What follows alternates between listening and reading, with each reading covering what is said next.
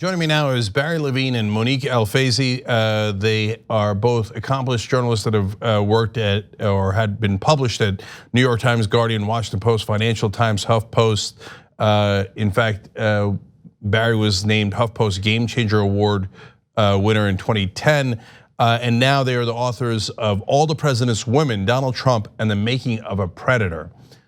So Barry and Monique, welcome to the Young Turks. Hi. Hi, thank you for having us on. Yeah, really appreciate you guys coming on.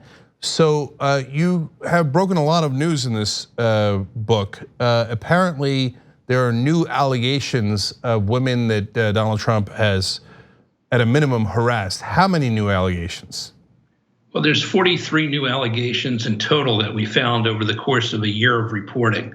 And this obviously catalogs beyond the 24 that came forward in 2016 during the election. So, the numbers now are getting up there into, Weinstein and Cosby and Epstein type numbers. So I did the math on it. That's 67 allegations against the president. So how did you find the new 43?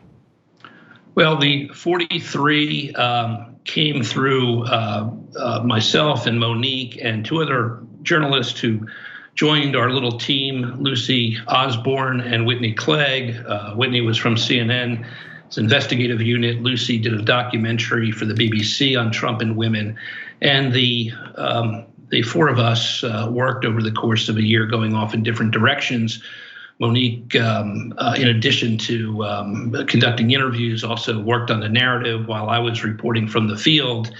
And we turned over stones, we turned over tips, and it led us to women who brought new stories of inappropriate behavior forward. And I have to tell you, it was difficult. I mean, you're dealing with women who experienced sexual misconduct, and one woman who I focused on, Karen Johnson, who was groped and attacked at Mar-a-Lago during a New Year's Eve party.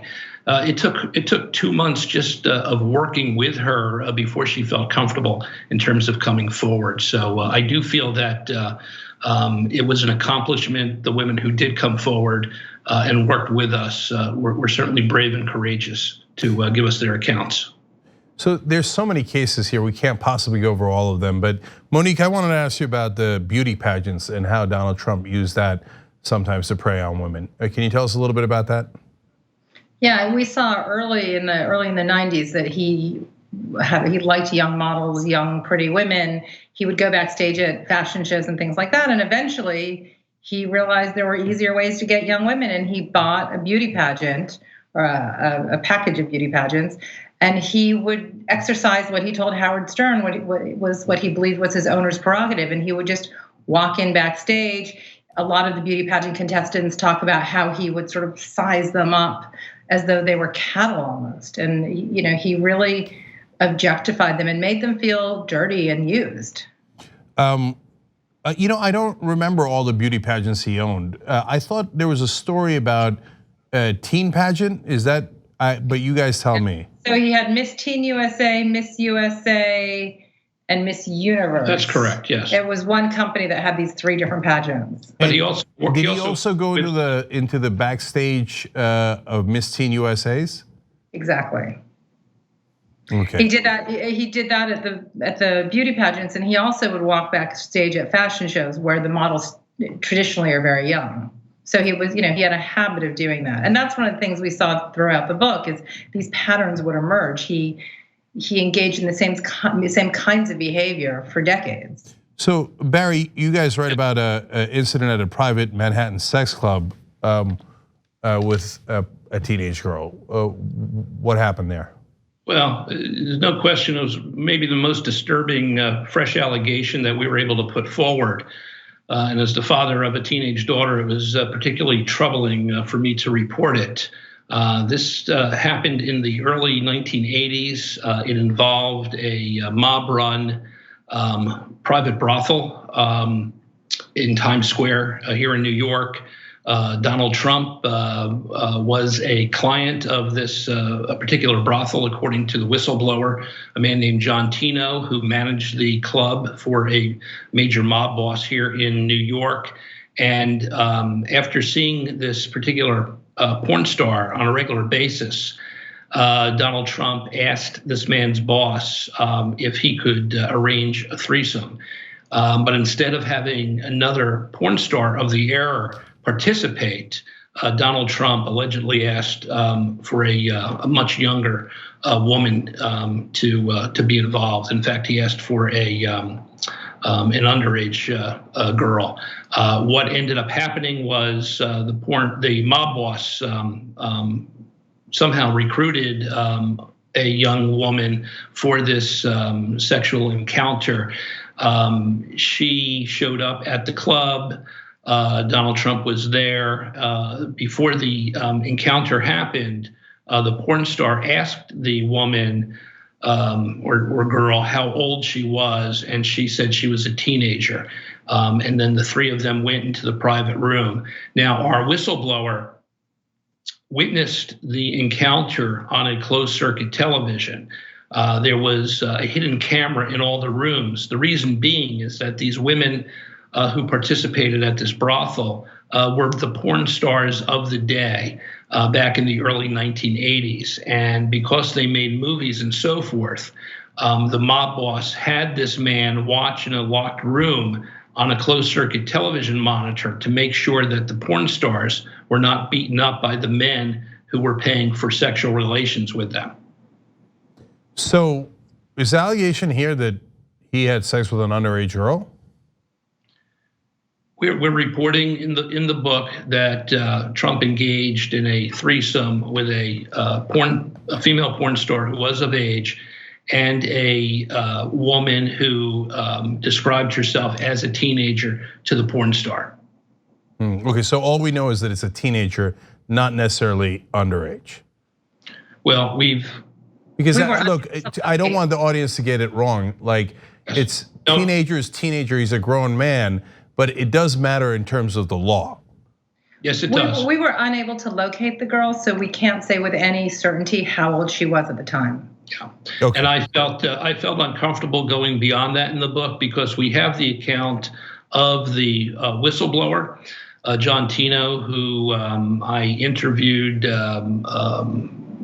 dozens of times over the course of many months in terms of putting his account together and corroborating his account with some sources who were in the mob and also in the porn business in Times Square that was, as I said, mob controlled at the time.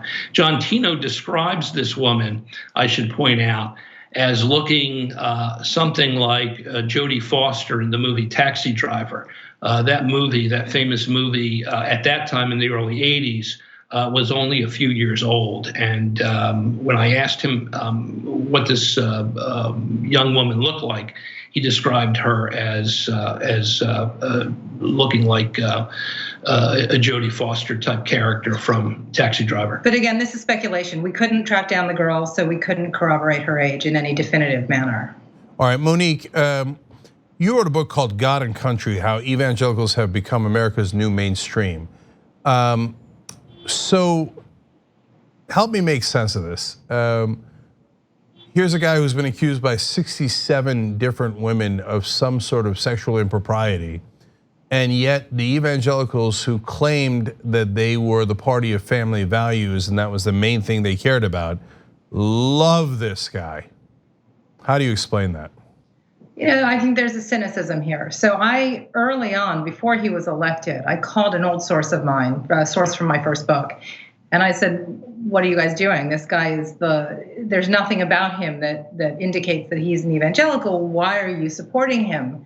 And he said, because of the judges. He's going to give us the judges we want. And in fact, that's exactly what Trump has done. He has appointed more conservative judges to the bench than any other president in recent memory. I mean, he got in office and it was a railroad of judges on all different levels of the federal bench, which of course those lower federal courts they feed up to the Supreme Court. So they're very happy with him because of that. That's the sort of political reason. Women and men. But for this book, I focused on women because it is baffling to understand how women can excuse this behavior and ignore it. And you get a variety of responses. Some of it is, God uses imperfect vessels and he is fighting for us, so what he does in his personal life is not relevant or doesn't matter to me. A lot of people said, they believe he's changed. That was a long time ago. And many other evangelical women simply say these women are lying. They've come forward for political gain or political reasons. They're being paid by the Democrats. You hear all kinds of rationalizations, but that's the word. They're rationalizing it because he has given them, he moved the capital. He recognized Jerusalem as the capital of Israel. He's given them judges. He's helped roll back abortion laws. On a political front, he's fighting for them in a way that even self-avowed evangelical presidents just didn't. Yeah, look, this is my opinion. I don't want to put on Barry or Monique, but I want the audience to understand that evangelicals don't care about Jews at all. They care about Israel because it leads to Armageddon and the return of Jesus Christ, in their opinion. Exactly right. So don't mistake it for some sort of kinship with Jewish Americans. Most of the right-wing conspiracy theories end with the Jews controlling the world. And so none of this is about family values or supporting religious points of view at all. Any rationalization you need to get to the results, political results they want. Barry, I got to ask you one last question. Sure. So you got 67 women with varying degrees of sexual harassment to sexual assault. Yet it's almost certain that there are going to be no consequences, right? Listen, this is a guy who has escaped a serious consequence his entire life. The only active lawsuit that is present right now involves Summer Zervos, who's a former contestant from The Apprentice. She has an ongoing defamation lawsuit against Donald Trump based on the fact that Donald Trump had repeatedly called her a liar after she came forward in 2016 as part of the original group of allegations. He slammed her repeatedly, day in and day out for weeks on end, and it's very well documented. And while she's not suing on the sexual allegations, she is suing him on defamation. Now, whether that case, the Trump's attorneys have attempted to suppress that suit and have it thrown out. So far, it's making its way slowly through the system, and we'll see if there's any reckoning on that particular case. However, for the most part, in the various cases that have come forward, even most recently the case involving E. Jean Carroll, a writer here in New York who made a rape allegation against Donald Trump. The statute of limitations in so many of these cases, because these cases are so old, have gone by the wayside. But we'll see. I mean, the reckoning may be in the court of public opinion. This is a man who wants to run or is running, for re-election despite the impeachment inquiry. I do feel that this book is important because, for somebody who wants to be re-elected, who makes policy for women and men, it's important that the public has complete transparency in terms of his actions involving this character. So, and I am hoping that other media who have the resources to follow up the reporting here will continue to work at bringing forward more allegations before the 2020 election. All right, the book's called All the President's Women, Donald Trump and the Making of a Predator. Monique and Barry, thank you so much for joining us. Really appreciate it. Thanks for having us. Thanks for having us on. Thank you. On the go? Don't worry, we got you covered. You can still listen to TYT at our new podcast network. Find us on Apple Podcasts, the Google Play Store, or at tyt.com/podcast.